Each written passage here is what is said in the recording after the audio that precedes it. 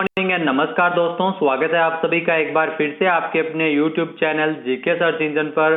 आज है 26 सितंबर और 26 सितंबर से रिलेटेड राजस्थान करंट अफेयर्स के जितने भी इंपॉर्टेंट क्वेश्चन हैं सभी हम इस वीडियो में डिस्कस करने वाले हैं। तो पूरा वीडियो बहुत ध्यान से देखें और वीडियो के एंड में मैं आपसे क्वेश्चन पूछूंगा जिसका आंसर आपको कमेंट बॉक्स में देना है। कल के वीडियो में मैंने आपसे क्वेश्चन पूछा था जो था हाल ही में सौर ऊर्जा स्थापित क्षमता में राजस्थान देश में कौन से पायदान पर पहुंच गया है। तो आपको बता दें कि सौर ऊर्जा स्थापित क्षमता में राजस्थान है वो देश में पहले स्थान पर पहुंच गया है। बी ऑप्शन यहाँ पर बिल्कुल सही था। जिन दोस्तों ने बी ऑप्शन कमेंट बॉक्स में सही जवाब दिया उनको हार्दिक शुभकामनाएं। सौर ऊर्जा स्थापित क्षमता में राजस्थान है वो देश में पहले पायदान पर पहुंच गया है। कर्नाटक को पछाड़ते हुए राजस्थान में 7738 मेगावाट सौर ऊर्जा स्थापित क्षमता हो गई है। कर्नाटक आपको बता दें कि 7469 और 5708 मेगावाट क्षमता के साथ गुजरात है वो तीसरे स्थान पर और कर्नाटक है वो दूसरे स्थान पर है। जी हाँ, नवीन एवं नवीकरणीय ऊर्जा मंत्रालय की रिपोर्ट में यह पुष्टि की गई है कि सूरज से ज्यादा बिजली लेने के लिए प्रदेश में लगातार सोलर पार्क विकसित किए जा रहे हैं। बड़ला सोलर पार्क जोधपुर में स्थापित किया है।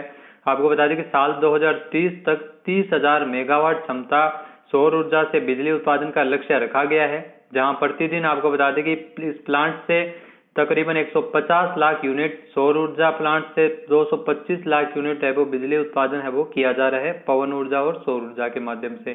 तो सौर ऊर्जा स्थापित क्षमता में राजस्थान देश में पहले स्थान पर है। चलिए स्टार्ट करते हैं आज के करंट अफेयर्स।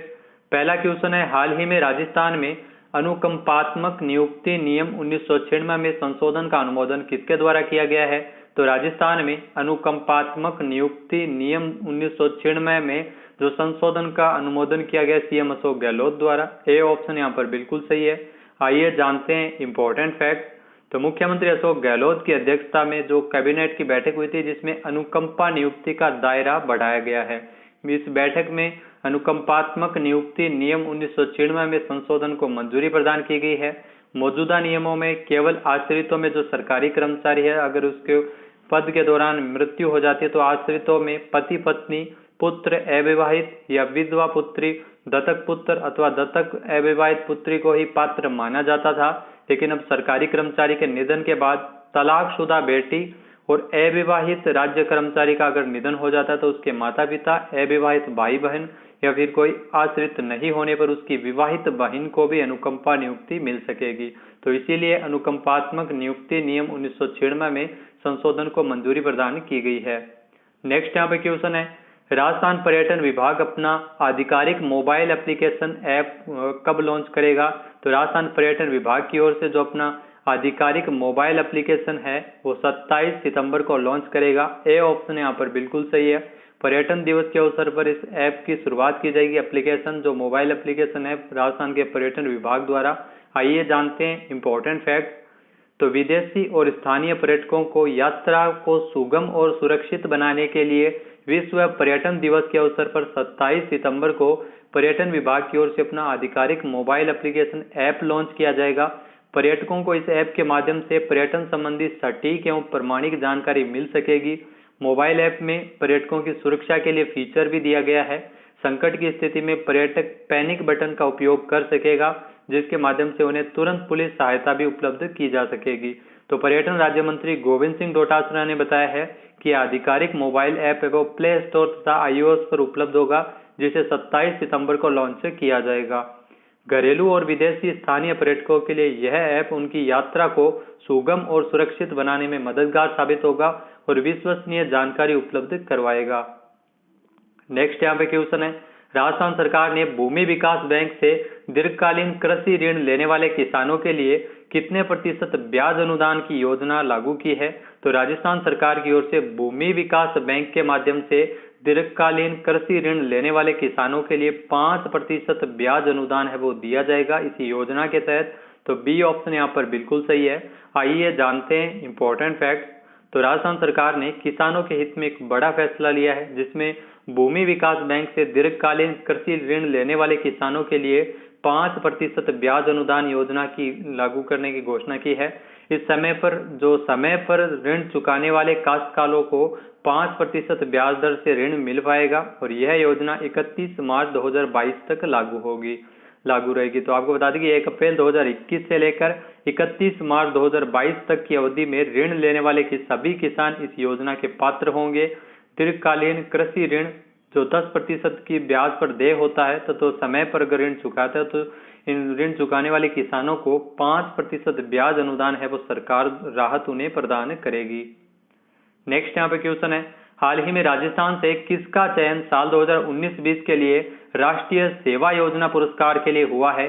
तो राजस्थान से लक्ष्मण सेन का चयन है वो साल 2019-20 के लिए राष्ट्रीय सेवा योजना पुरस्कार के लिए किया गया है। तो बी ऑप्शन यहाँ पर बिल्कुल सही है। राष्ट्रपति रामनाथ कोविंद द्वारा यह पुरस्कार वितरण समारोह का आयोजन किया गया था और इसमें राजस्थान से एक जो लक्ष्मण सेन का चयन है वो हुआ है जो राजस्थान के जयपुर जिले से संबंधित है। आइए जानते हैं इंपॉर्टेंट फैक्ट। तो राष्ट्रपति रामनाथ कोविंद ने वर्चुअल समारोह में 2019-20 के लिए राष्ट्रीय सेवा योजना पुरस्कार प्रदान किए हैं। पुरस्कार प्राप्त करने वालों में राजस्थान के जयपुर जिले के लक्ष्मण सेन भी इसमें शामिल है। उन्हें स्वयं सेवक श्रेणी में यह पुरस्कार है वो दिया गया है।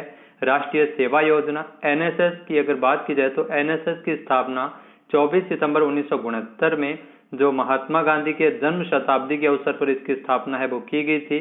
और आपको बता दें कि साल 1993-94 में राष्ट्रीय सेवा योजना के रजत जयंती के अवसर पर युवा मामले एवं खेल मंत्रालय की ओर से एनएसएस पुरस्कारों की स्थापना की गई थी।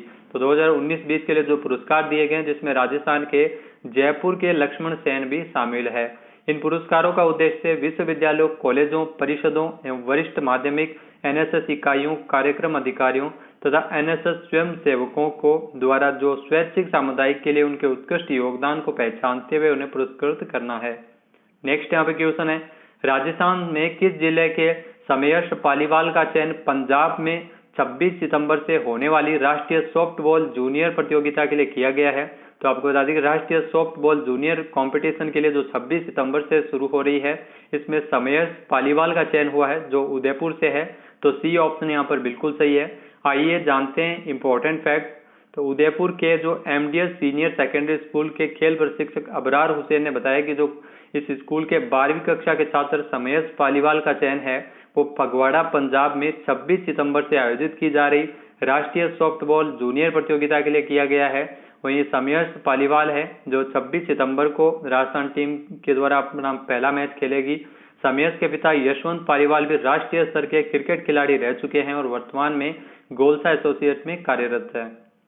नेक्स्ट यहाँ पे क्वेश्चन है, हाल ही में किस राज्य को वन धन योजना के अंतर्गत उभरते हुए राज्य का प्रथम पुरस्कार दिया गया है? तो वन धन योजना के अंतर्गत उभरते हुए राज्य का पहला पुरस्कार है वो राजस्थान को मिला है। तो ए ऑप्शन यहाँ पर बिल्कुल सही है। इंपॉर्टेंट क्वेश्चन है आपके लिए। आइए जानते हैं इंपॉर्टेंट फैक्ट। तो राजस्थान को वन धन योजना में उभरते हुए राज्य का प्रथम पुरस्कार प्रदान किया गया है। भारतीय जनजातीय सहकारी विपणन विकास संघ लिमिटेड ट्राइफेड के जो 34वें स्थापना दिवस के अवसर पर 6 अगस्त को नई दिल्ली में केंद्रीय जनजातीय मंत्री अर्जुन मुंडा द्वारा राष्ट्रीय स्तर पर 28 राज्यों और 5 केंद्र शासित प्रदेशों में ट्राइफेड की ओर से संचालित विभिन्न योजनाओं में उत्कृष्ट प्रदर्शन करने के लिए पुरस्कृत किया गया था, जिसमें राजस्थान को उभरते हुए राज्य का प्रथम पुरस्कार है वो दिया गया है। राजस्थान को आपको बता दें कि वन धन योजना के अंतर्गत उभरते हुए राज्य का पहला पुरस्कार मिला है। यह पुरस्कार वन धन योजना के द्वितीय चरण में एक साथ 290 वन धन विकास केंद्र गठित किए जाने के लिए दिया गया है। नेक्स्ट यहाँ पे क्वेश्चन है, हाल ही में राजस्थान क्रिकेट संघ की हुई आरसीए की जो बैठक है जिसमें प्रदेश के सीनियर चयन कमेटी का अध्यक्ष किसे बनाया गया है? तो राजस्थान में सीनियर चयन कमेटी का अध्यक्ष बनाए गए विलास जोशी को। ए ऑप्शन यहाँ पर बिल्कुल सही है। राजस्थान क्रिकेट संघ की जो बैठक हुई थी जिसमें विलास जोशी को सीनियर चयन कमेटी का अध्यक्ष बनाया गया है। आइए जानते हैं इंपॉर्टेंट फैक्ट। तो राजस्थान क्रिकेट संघ की जो 20 अगस्त को आरसीए की बैठक हुई थी जिसमें प्रदेश की सीनियर, जूनियर और महिला चयन समितियों की घोषणा की गई थी। सीनियर चयन समिति के जो अध्यक्ष बनाया है विलास जोशी को बरकरार रखा गया है। इस कमेटी में उनके साथ अनिल सिन्हा, जाकिर हुसैन, शैलेंद्र गहलोत और शमशेर सिंह इसमें सदस्य होंगे। इसी के साथ ही जो जूनियर चयन कमेटी में देवेंद्र पाल सिंह को चेयरमैन बनाया गया है। आरसीए के जो वर्तमान में अध्यक्ष है वैभव गहलोत, उनकी अध्यक्षता में आरसीए की जो कार्यकारिणी मीटिंग है वो बैठक हुई थी जिसमें समितियों के नामों की घोषणा की गई थी। नेक्स्ट यहाँ पे क्वेश्चन है, हाल ही में राजस्थान में कब से राजीव गांधी युवा कोर गठन किए जाने की घोषणा की गई है? तो राजीव गांधी युवा कोर का गठन किया जाएगा 14 नवंबर 2021 से। तो ए ऑप्शन यहाँ पर बिल्कुल सही है। आइए जानते हैं इंपॉर्टेंट फैक्ट। तो राजस्थान में 14 नवंबर से राजीव गांधी युवा कोर का शुभारंभ किया जाएगा। 14 नवंबर को बाल दिवस के अवसर पर इसकी शुरुआत की जाएगी। जी हाँ, पंडित जवाहरलाल नेहरू का जन्म 14 नवंबर 1889 को हुआ था। पहले भारत के प्रधानमंत्री थे। उनके जन्म दिवस के अवसर पर बाल दिवस मनाया जाता है और इसी अवसर पर राजस्थान में राजीव गांधी युवा कोर का भी गठन किया जाएगा। तो राज्य सरकार की जो बेसिक रूप से आम योजनाओं को आम जन तक पहुंचाने के लिए राजीव गांधी युवा कोर का गठन किया जाएगा और इसी के तहत 2500 राजीव गांधी युवा मित्रों का चयन है वो किया जाएगा। नेक्स्ट यहाँ पे क्वेश्चन है, हाल ही में किसने सहकार से समृद्धि के दृष्टिकोण के तहत भारत के पहले सहकारी सम्मेलन को संबोधित किया था? जी हाँ, भारत का पहला राष्ट्रीय सहकारिता सम्मेलन जिसको संबोधित किया था अमित शाह ने। ए ऑप्शन यहाँ पर बिल्कुल सही है। अमित शाह जो सहकारिता मंत्री भी है और गृह मंत्री भी है। जी हाँ, सहकारिता मंत्रालय का हाल ही में गठन किया गया था और उसका मंत्री बनाया गया था अमित शाह को। तो इस सम्मेलन को संबोधित किया था अमित शाह ने। आइए जानते हैं इंपॉर्टेंट फैक्ट। तो केंद्रीय गृह मंत्री और सहकारिता मंत्री अमित शाह 25 सितंबर को प्रधानमंत्री नरेंद्र मोदी के जो सहकार से समृद्धि के दृष्टिकोण के तहत भारत के पहले सहकारी सम्मेलन, जी हाँ, भारत के पहले सहकारी सम्मेलन को इन्होंने संबोधित किया था। हाल ही में सहकारी समितियों के लिए एक अलग प्रशासनिक, कानूनी और नीतिगत ढांचा प्रदान करने में देश में सहकारिता आंदोलन को मजबूत करने के लिए एक नए सहकारिता मंत्रालय का गठन किया गया था और इसको संबोधित किया था अमित शाह जो वर्तमान में सहकारिता मंत्री है और इसके साथ साथ गृह मंत्री भी है।